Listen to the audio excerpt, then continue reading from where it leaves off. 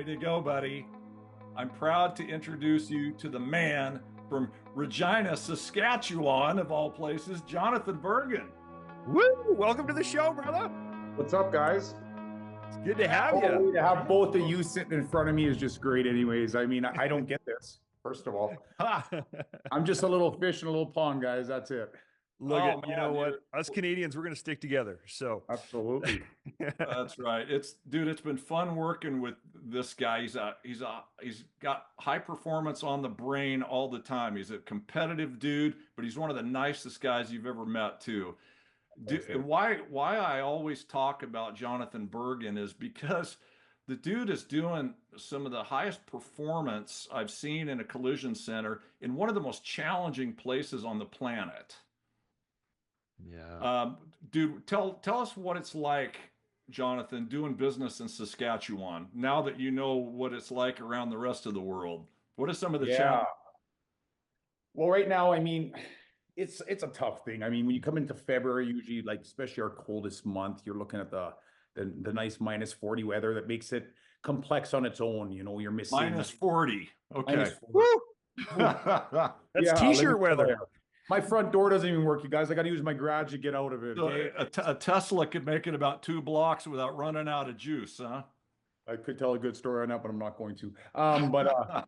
Yeah, we got -40. You know, sometimes your parts are outside. You got parts carts. You're trying to move through snow. You're trying to move vehicles through snow, boost them in the mornings after weekends. It gets complex. You miss a lot of order runs because of the highways being shut down, you know, whatnot. But that's the normal thing, and we've lived here, so we've learned to overcome those things, you guys. Other than Yes. that, you know, the great thing though too is we got one insurance provider here, which is nice, and we got some really good pluses about us. And you know, they call us a city, but we're almost like a small town, so it's very nice. Yeah, It's you know, amazing, man. last year we actually had one of the leaders from SGI, your government insurance company, that joined us on the summit with Tom Bissonnette, and it was actually really refreshing to see the industry kind of working together. It's very, very unusual. And What I You know, understand, it's a very an odd thing, I guess, right? Because I mean, they're all in the same place, and not only that, they're joining us in the golf on the golf tournaments, and they're all, you know, having a couple drinks, and we're all having fun. So, and nobody is beating each other up after the night, so everybody's getting along. So that's always no, there's no black guys. everybody gets drunk together. That's right. absolutely, absolutely.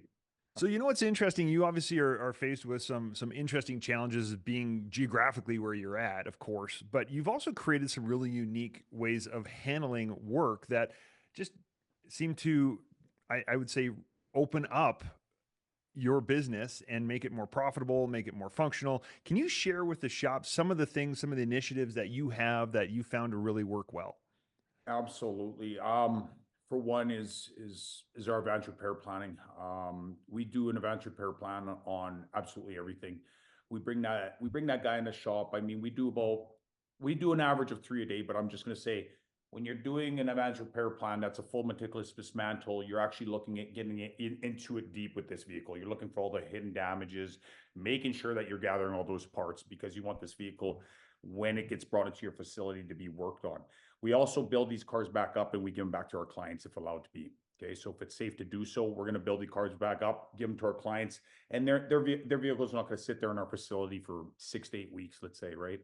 It's being worked on the second it comes into our shop. So it's WIP management, it's advanced repair planning, and those are our two biggest things. I mean, and obviously you're scheduling, but when you're able to an advanced repair plan, able to break down everything, have your blueprint procedures, your OEM procedures in front of you before a vehicle comes in, have all the parts there, you're ready to work on that vehicle, you're ready to get those touch times, and you're ready to kick some ass on that cycle time, right? That's amazing. Yeah. Well, I've seen, we did a virtual shop tour because he's in one of our mastermind groups, and everybody was like pinned to the screen looking at his shop. And, you know, one of the things that's really cool, they'll even mirror match all the parts using a big screen TV because the customer is still in possession of the vehicle.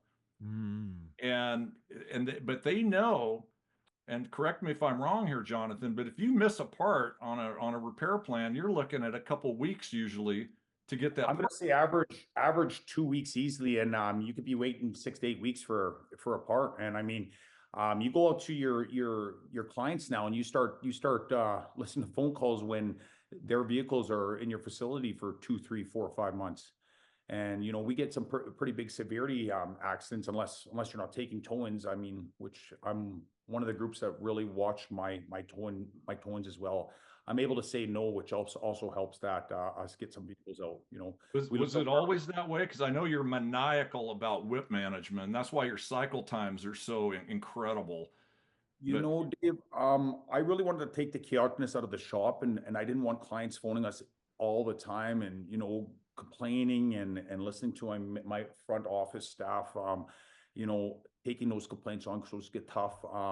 So what my goal was to do is take the chaoticness out of the shop and hitting that advanced repair plan, being ready for a vehicle. I mean, does anybody expect somebody to build their house without a blueprint or all the procedures in front of them? No, and I think auto body shops got too used to not doing that, and we don't expect any place that you're getting something built to not be ready and have a blueprint and the procedures and everything in front of you. And that's what we do. That's the difference that I feel that we do that helps us take that chaoticness out and makes people want to work for us because it just makes it a heck of a lot more cheerful in that shop. I'm just curious, like doing it this way, you've got to have a pretty low supplement rate. Absolutely. What does that look like? Can we get like, One to what's a, three, he's but you're like, also it's what's like a 1 to 3, supplement? but you're also remembering like a lot of our supplements is bores. It's broken on removal, right? We know Right. that we usually know that item is going to get broken anyways, but it's broken on removal because we also want that vehicle to leave to our customer. So we know, hey, those tips are going to break. But I mean, that's going to happen. But it's bores really. Oh, they've even So got an acronym in Saskatchewan for those. Yes. I love it. I love it. So let's overcome, I think, a stigma that's in a lot of people's brains. They're thinking, I'm bringing in a vehicle, I'm disassembling, I'm putting it back together. Does that increase my liability when I release that vehicle and let them drive down the road? And 3 weeks later, I bring it back. I've got a 3 week window of potential liability.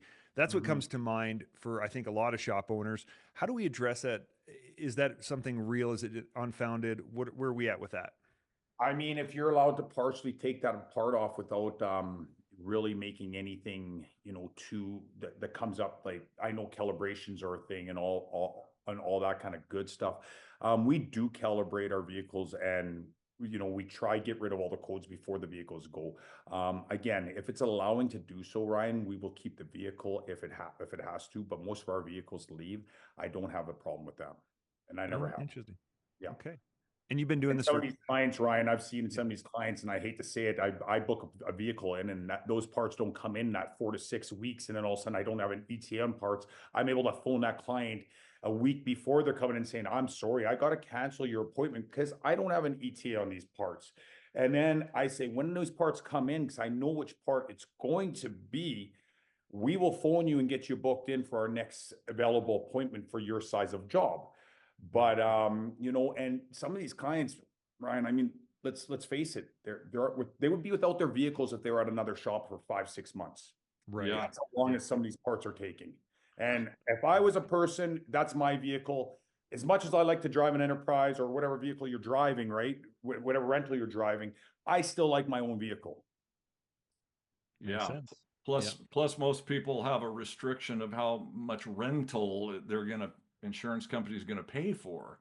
That's right. Yeah. That's right. We, And then we you saw got, that we saw that post-pandemic when all the shops got super busy and Mhm, the customer service uh, tanked and everybody rentals were running out. Yeah. absolutely. It's a Absolutely. refreshing approach. You really take it to the next level. In terms, you'll keep a vehicle the entire day and then give Oh it yeah. back to them. So do you Six give the hours on customer some vehicles. Six you give the hours. customer a ride home or put them in a rental or what do you do? Give them a ride home, pick them up from work, wherever they need to be. And most clients are always back in their vehicle that same day. And I'll tell you, when they bring their vehicle and it's damaged to us, sometimes they leave in their vehicle. They're like, "Hey, this actually looks pretty damn good." We got those zip ties and we got things going, and it looks actually more fast than what it was. And they're like, "Hey, I can actually drive this thing on a highway." Absolutely, you can. before they had jiggly parts, you know, things were almost falling off. That's not happening Yeah. now. I get to actually look at this and go, I can make this more safe. And just don't run into another moose. Don't That's run- right. Yes. Don't write this vehicle off. I just spent 7 hours up front with it. Glad to hear it's working for you, man. Thank you for sharing some really great insights. And as always, go Canada. So Yeah. Well, Appreciate to you guys. Christina, and keep up the great work, Jonathan. Thank you very much. yeah, brother. Thank you guys. Thanks a lot.